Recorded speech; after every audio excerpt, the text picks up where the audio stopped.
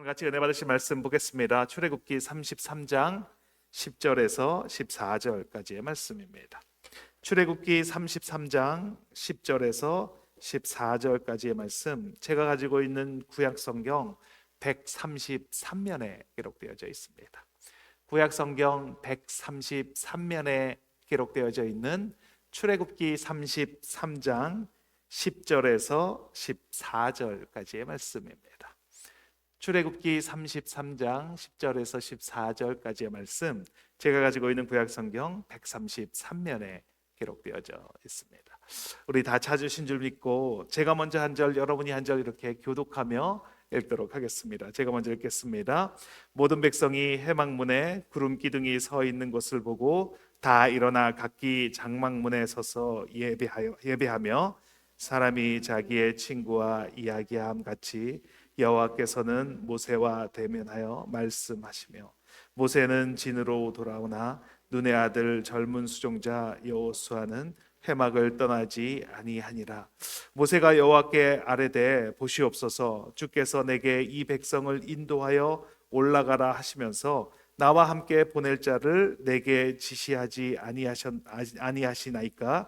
주께서 전에 말씀하시기를 나는 이름으로도 너를 알고 너도 내 앞에 은총을 입었다 하셨사온즉, 내가 참으로 주의 목전에 은총을 입었사오면 원하건대 주의 길을 내게 보이사 내게 주를 알리시고 나로 주의 목전에 은총을 입게 하시며 이 족속을 주의 백성으로 여기소서. 같이 읽겠습니다. 여호와께서 이르시되 내가 친히 가리라, 내가 너를 쉬게 하리라. 아멘. 오늘의 말씀의 제목은 하나님의 뜻과 일치하는 삶, 동행이라는 제목으로 말씀의 은혜를 같이 나누도록 하겠습니다. 동행은 같은 곳을 바라보는 것입니다. 같은 곳을 바라보는 것을 동행이라고 합니다. 성경에서 동행이라는 단어를 찾아보면 31번이 사용이 되었습니다. 그 중에서 하나님과 동행했다라고 말하는 사람이 두 사람이 등장을 하는데, 그 중에 한 명은 에녹입니다. 에녹은 하나님과 동행하더니 하나님이 그를 데려가심으로 세상에 있지 아니하였다라고 성경은 말씀합니다. 그리고 또 한 명은 노아입니다. 노아는 의인이고 당대의 완전한 자라 그가 하나님과 동행했다라고 그렇게 말씀합니다. 동행의 뜻은 한 가지 단일 행자를 써서 같은 방향으로 다니는 것, 같은 곳으로 가는 것을 동행이다라고 말을 합니다. 에녹이 하나님과 동행을 했습니다. 한 일주일 정도, 한 달 정도 노력해서 동행한 것이 아니라 300년 동안을 동행했다라고 말합니다. 그랬더니 하나님께서 에녹을 데려가셨습니다. 죽음을 보지 않고 하나님 곁으로 갔다라는 말입니다. 300년 동안을 동행한 에녹에게 이 땅에서 사는 것과 하늘에서 사는 것, 무엇은 차이가 있을까라는 질문이 생깁니다. 300년 동안 하나님과 같은 길을 간다면 아마 이 땅에서 사는 것과 하나님 나라에서 사는 것이 별로 차이가 없을 것 같다라는 생각이 듭니다. 노아는 600세에 방주에 들어갔습니다. 그 방주를 만드는 데 걸린 시간은 120년입니다. 120년 동안 비가 오지 않는데 산에다가 배를 만들었습니다. 말씀해 보니까 노아는 하나님께서 자기에게 명령하신 대로 다 준행하였다라고 그렇게 말씀을 합니다. 방주를 만들라라고 말씀하시자 하나님께서 말씀하신 대로 다 준행하였다라고 말합니다. 방주로 들어가라 하나님께서 말씀하시자 그 명령대로 다 준행하였다라고 그렇게 말씀합니다. 정결한 짐승과 부정한 짐승 암수 2쌍씩을 방주로 드리라라고 말씀하십니다. 그랬더니 그 말씀하신 대로 다 준행하였다라고 말합니다. 동행한다는 것은 어긋남이 없는 것을 말하는 것입니다. 하나님의 뜻과 나의 뜻이 어긋나더라도 나의 뜻을 굽혀 하나님의 뜻을 따르는 것, 이것을 동행이다라고 말합니다. 명령하신 대로 다 준행을 하는 것입니다. 인생을 살아가다 보면 갈림길이 나오게 되어 있습니다. 다른 쪽이 더 좋아 보이는 때도 있습니다. 어디로 가는 것이 옳은지 알지 못할 때가 있습니다. 그러면 여러분은 어떻게 결정을 하십니까? 그때 어떠한 방향으로 나아가야 합니까? MBTI가 F이신 분들은 감정적으로 결정을 할 것입니다. 오늘은 왠지 기분이 이쪽으로 가라고 해서 그쪽으로 갑니다. T이신 분들은 따져보고 정보를 다 분석해보고 이득이 되는 쪽으로 아마 선택을 할 것입니다. 요즘은 AI에게 물어보고 결정하시는 분들도 많으실 것입니다. 지난번에 LA를 갔다가 시애틀에서 오신 황경수 목사님을 만났습니다. 황 목사님이 말씀하시는데 새 가족이 오셨는데 어떻게 오셨습니까? 라고 물었더니 AI한테 물어보고 왔다라고 대답을 했다라고 합니다. 그래서 뭐라고 물어봤습니까? 이랬더니 시애틀에서 영성이 있고 말씀 좋은 교회를 검색해줘 그랬더니 시애틀 동양 선교교회를 선택해 주었다라는 것입니다. 황 목사님이 궁금했습니다.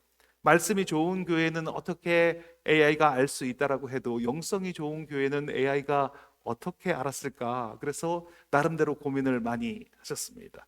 그러고는 생각해 보니까 목사님이 찬양할 때 눈을 감고 찬양을 하시는데 그 찬양하는 그 눈 감고 찬양하는 사진을 홈페이지에 올려놔서 그래서 AI가 영성이 있다라고 생각했을 것이라고 그렇게 말하는 것입니다. AI라고 해서 모든 것을 다 아는 것도 아닙니다. 우리가 AI한테 어려운 질문을 하면 그런 일이 절대로 일어나지 않을 것이다 라고 그렇게 얘기를 합니다. 그런데 그런 일이 일어났다 라고 AI한테 얘기를 하면 미안하다고 얘기를 합니다. 내가 잘못했다 라고 그렇게 얘기를 합니다. 그러고는 정말 아무 일 없었다는 듯이 또 다시 물어보면 대답을 해 줍니다. AI와 동행하는 것도 불안하지 않습니까? AI가 완벽하지 않기 때문입니다. 누군가와 동행을 한다면 한결같아야 그와 동행을 할 수가 있습니다. 변함이 없는 사람, 늘 그 자리에 있는 사람, 든든한 그 사람과 동행을 하고 싶습니다. 매일매일 기분이 바뀌고 했던 말을 반복하는 사람과는 동행하는 것이 정말 힘이 듭니다. 그러니까 동행을 하려면 늘 변함없이 한결같이 그 자리를 지키고 그 자리에 함께 하시는 그분과 동행을 해야 합니다. 그래야 같은 곳을 바라볼 수 있기 때문입니다. 어떤 분과 동행을 하려면 같은 곳을 바라봐야 합니다. 같은 곳을 바라보고 있어야 그래야 딴 길로 조금 샜다가도 금방 제자리로 돌아올 수 있게 되는 것입니다. 부부 간에도 가족 간에도 친구 간에도 그리고 교우 간에도 같은 곳을 바라보고 있어야 합니다. 바라보는 것이 다르면 동행을 하는 것 같지만 결국은 다른 길로 엇갈린 길로 가게 되어 있습니다. 한 사람은 예수님을 바라보고 있는데 다른 한 사람은 교제하는 것이 좋아서 그와 함께 했다면 처음에는 동행하는 것 같지만 결국은 다른 길로 가게 됩니다. 왜냐하면 바라보는 것이 다르기 때문입니다. 한 사람은 예수님을 바라보고 있는데 다른 사람은 재미있는 일을 바라보고 있다면 처음에는 같이 가는 것 같지만 결국은 헤어지게 되는 것입니다. 누군가 한 명은 포기해야만 그래야만 동행을 할 수가 있습니다. 저는 우리 교회가 한 곳을 바라보는 교회가 되기를 원합니다. 다른 곳을 바라보는 것이 아니라 예수 그리스도 그 한 분만을 바라보는 교회가 되기를 원합니다. 그런 교회의 문화가 정착되기를 바랍니다. 우리가 똑같은 곳을 바라볼 때 우리는 함께 끝까지 동행할 수 있게 됩니다. 교회에서 다른 곳을 바라볼 곳이 있습니까? 예수 그리스도 말고 어디 다른 곳을 바라볼 때가 있습니까? 교회는 예수 그리스도를 바라보는 곳입니다. 오늘 본문은 출애굽기 33장 말씀입니다. 오늘 본문의 배경은 이스라엘 백성들이 황금 송아지를 만들어서 예배하고 제사를 드리고 그 앞에서 뛰어 놀았습니다. 이스라엘 백성은 모세의 인도를 따라서 출애굽을 했습니다.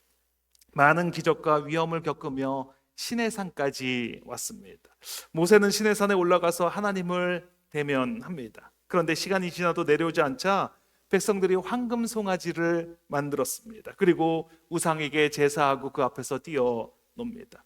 이스라엘 백성은 애굽에서 시내산까지 하나님과 동행을 했습니다. 구름 기둥과 불 기둥으로 인도하시는 그 하나님과 동행을 했습니다. 그런데 그들이 정말로 하나님과 동행을 한 것입니까? 정말로 같은 곳을 바라보고 있었습니까? 그랬다면 모세가 시내산에서 조금 늦게 내려온다고 해서 황금 송아지를 만들었겠습니까? 정말 같은 곳을 바라보고 있었다면, 젖과 꿀이 흐르는 그 가나안 땅을 바라보고 있었다면 그들은 아마 모세가 내려올 때까지 기다렸을 것입니다. 그런데 이스라엘 백성은 하나님과 동행하지 않았음을 금방 알 수 있습니다. 출애굽기 32장 1절 말씀입니다. 같이 한번 읽겠습니다. 백성이 모세가 산에서 내려옴이 더딤을 보고 모여 백성이 아론에게 이르러 말하되 일어나라, 우리를 위하여 우리를 인도할 신을 만들라. 이 모세 곧 우리를 애굽 땅에서 인도해낸 사람은 어찌 되었는지 알지 못함이니라. 그리고 황금 송아지를 만들어서 제사를 지냅니다.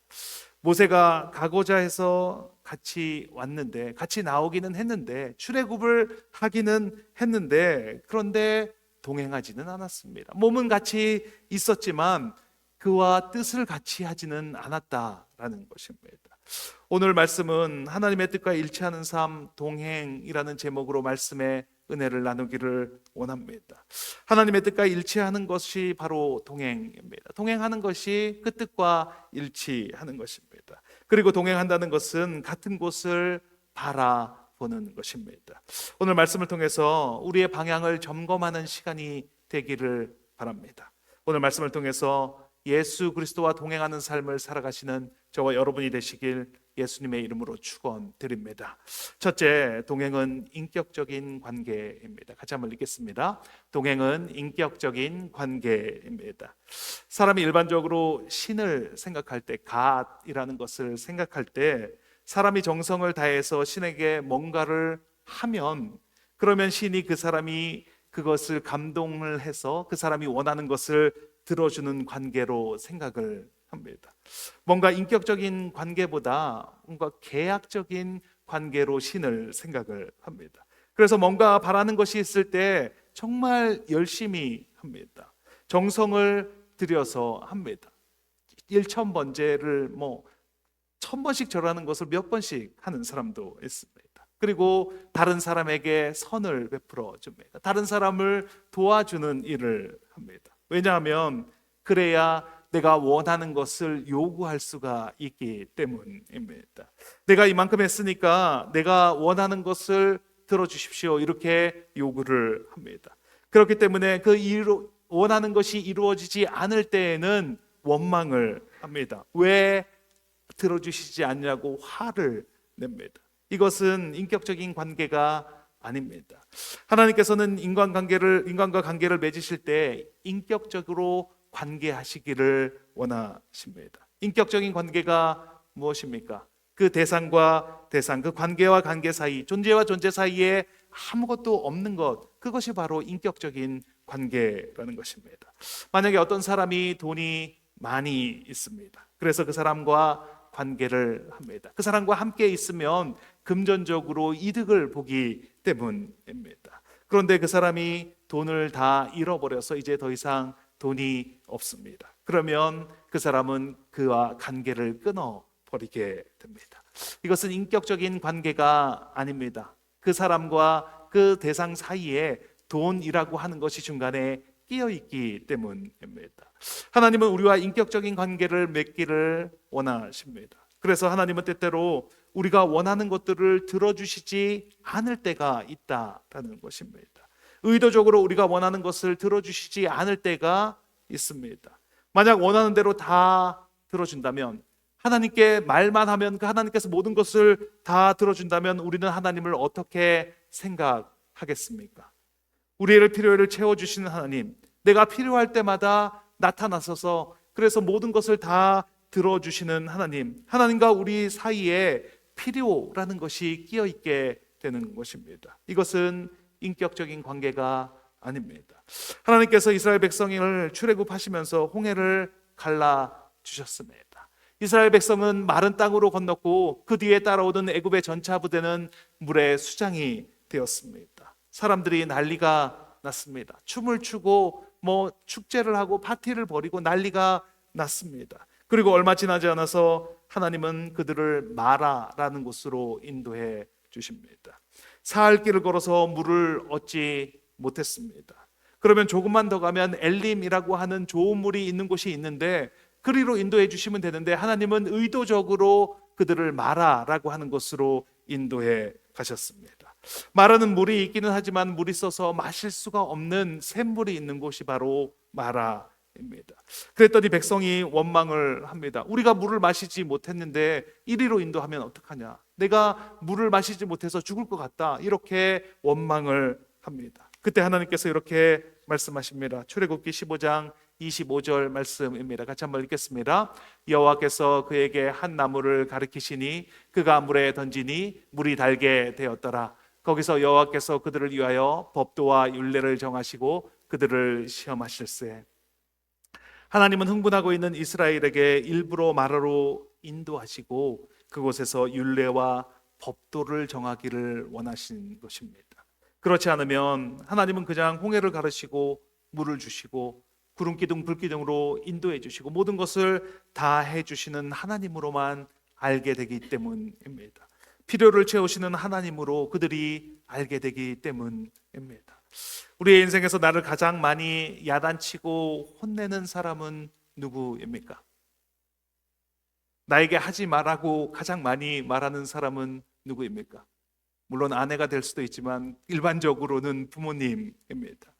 이것은 안 돼, 그렇게 하면 안 돼, 다른 사람과 좋은 관계를 맺기 위해서는 그렇게 하면 안 돼 라고 부모님이 가장 많이 말씀해 주십니다. 그래도 말을 안 들으면 매를 들어서 종아리를 때려서라도 그렇게 가르치십니다. 율례와 법도를 가르쳐 주시는 분은 바로 우리의 부모님입니다. 부모님이 나에게 그렇게 하시는 이유가 무엇인가를 바라기 때문입니까? 무언가를 내가 그렇게 해주었기 때문에 이 자녀가 자라서 나에게 무언가를 해주겠다라고 바라는 그런 관계입니까? 그렇지 않습니다. 이 세상에서 가장 인격적인 관계는 부모와 자식 간의 관계입니다. 부모님과 나 사이에는 아무것도 개입된 것이 없습니다. 부모님이 나를 사랑하셔서 내가 잘 되기를 원하셔서 그래서 그렇게 가르쳐 주시고 계시는 것입니다. 부모님과 나는 같은 곳을 바라봅니다. 이 세상에 선한 영향력을 끼치는 사람으로 성장하기를, 다른 사람을 도와주고 베풀어주는 그런 훌륭한 사람으로 성장하기를 바라는 것입니다. 하나님도 우리와 그런 관계를 맺기를 원하십니다. 그 사이에 어떤 것도 개입되지 않는 관계, 그래서 같은 곳을 바라보는 관계, 그런 관계를 원하시고 계신다는 것입니다. 그렇게 인격적인 관계를 하시기를 원하십니다. 그래서 때로는 강하게 말씀하십니다. 때로는 엄하게 나에게 말씀하십니다. 하나님께서 이스라엘 백성에게 강하게 말씀하십니다. 황금 송아지를 만들어서 제사를 지낸 그들을 향해서 강하게 말씀하십니다. 출애굽기 33장 3절 말씀입니다. 같이 한번 읽겠습니다.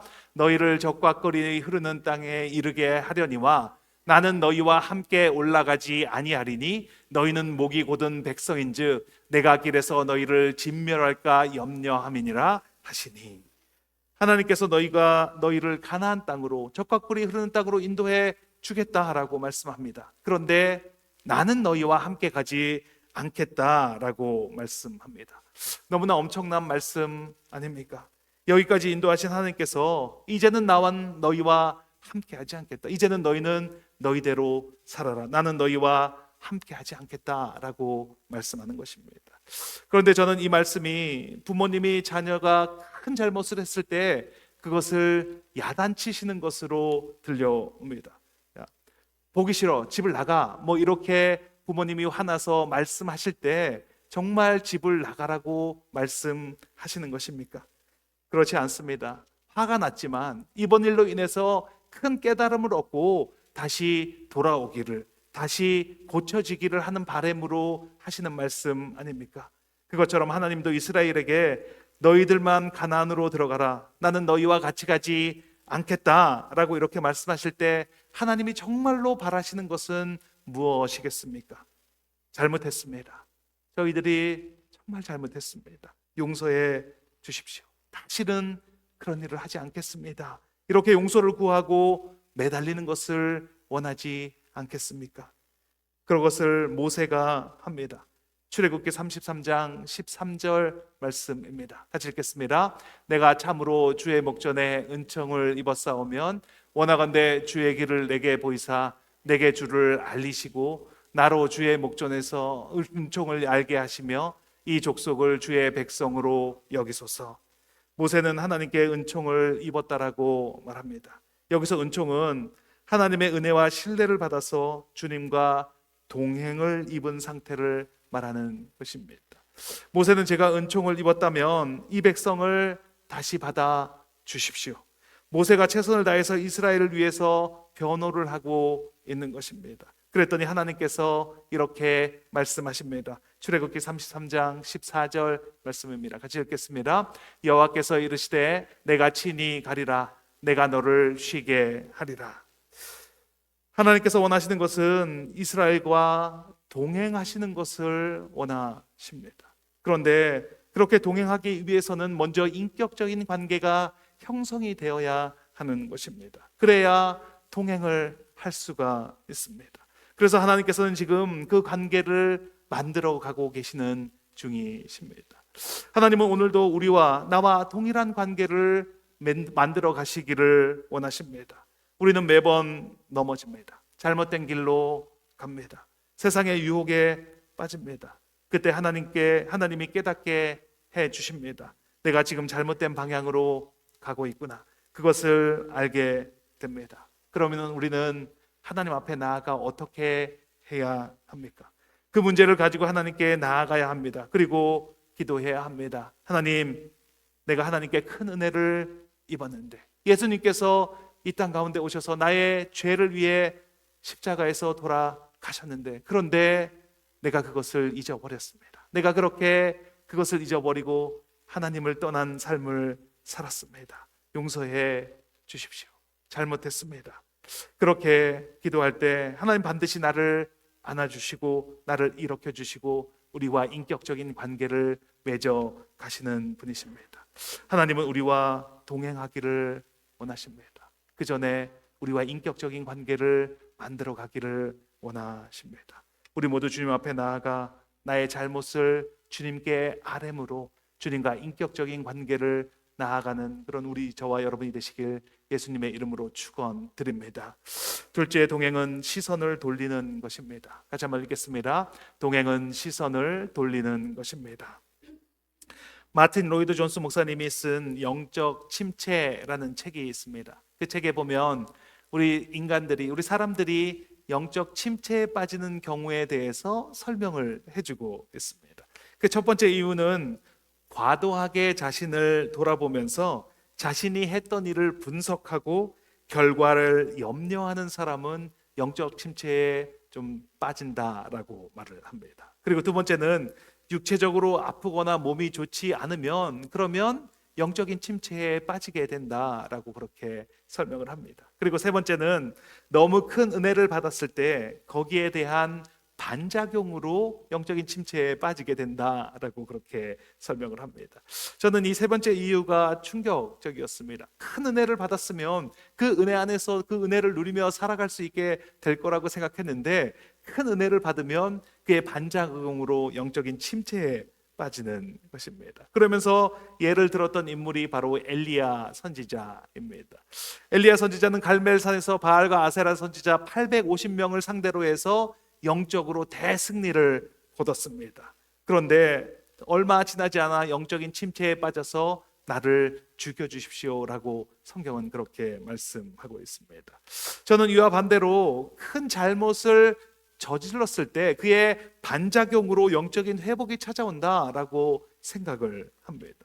큰 잘못을 했을 때에는 낮아질 대로 낮아져서 하나님이 뭐라고 말씀하시든지 그 말씀에 순종할 준비가 되어 있기 때문입니다.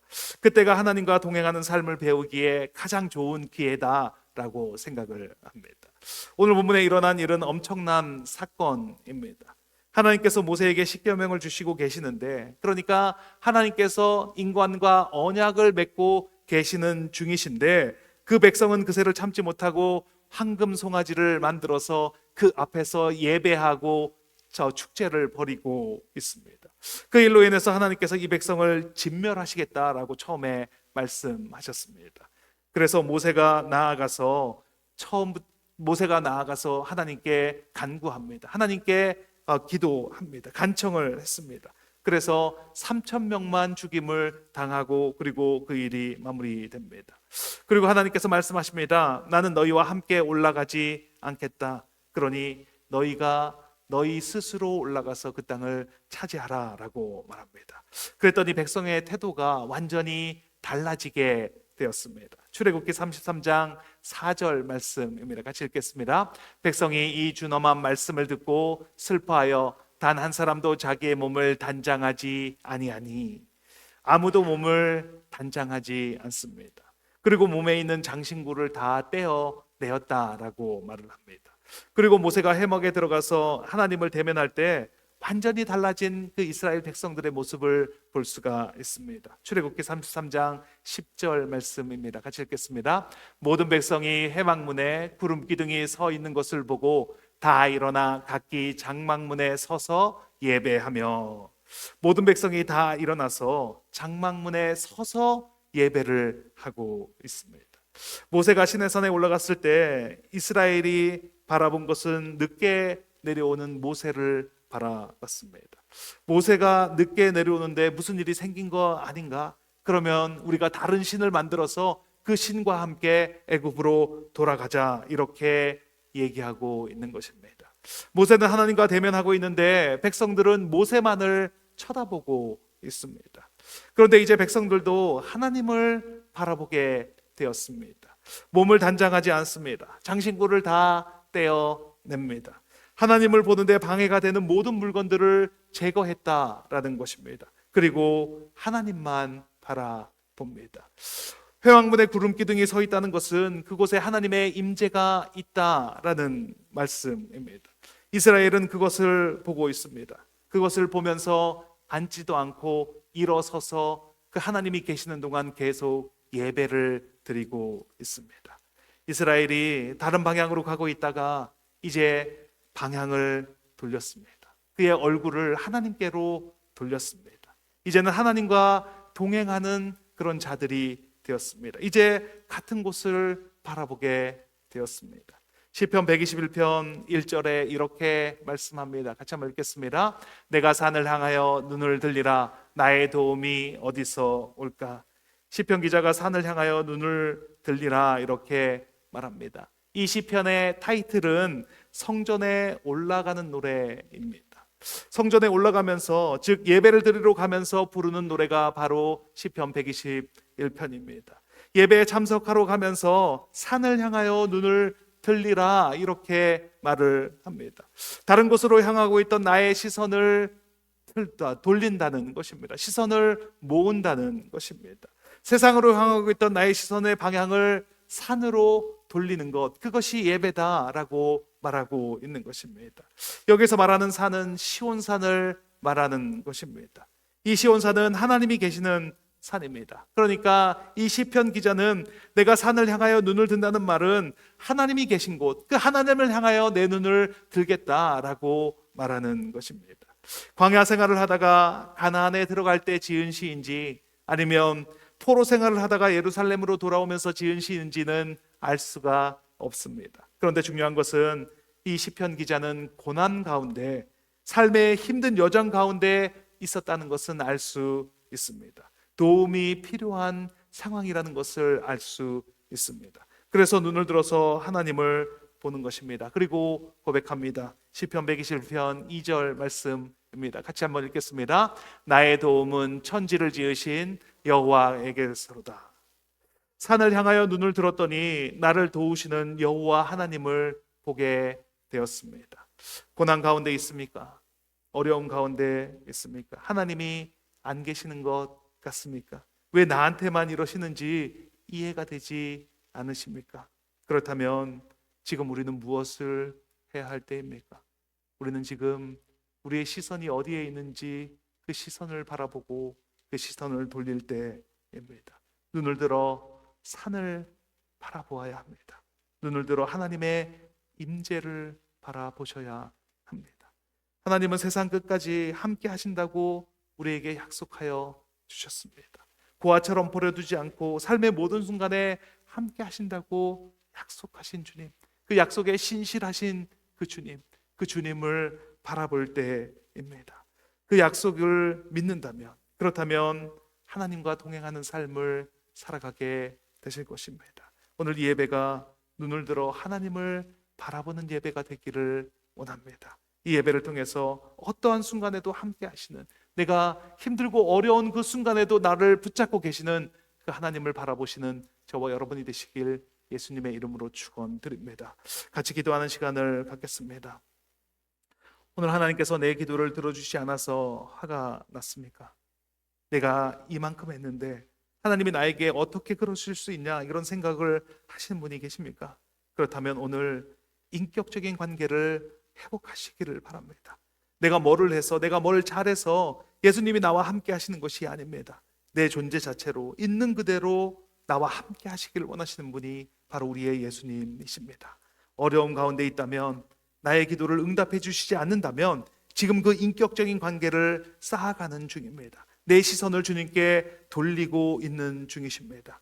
오늘 그것이 깨달아지는 시간이 되기를 바랍니다. 어떤 순간에도 주님은 나를 떠나신 적이 없습니다. 나의 가장 최악의 순간을 맞이하더라도 주님은 그 자리에서 나를 붙잡고 계셨습니다. 그 주님께 기도하겠습니다. 주님께 시선을 돌립니다. 주님을 바라봅니다. 완전하신 그 주님과 관계를 맺기를 원합니다. 주님께 기도하기를 바랍니다. 기도하면 들어주신 주님께 주님 한번 외치시고 통성으로 기도하시겠습니다. 주여.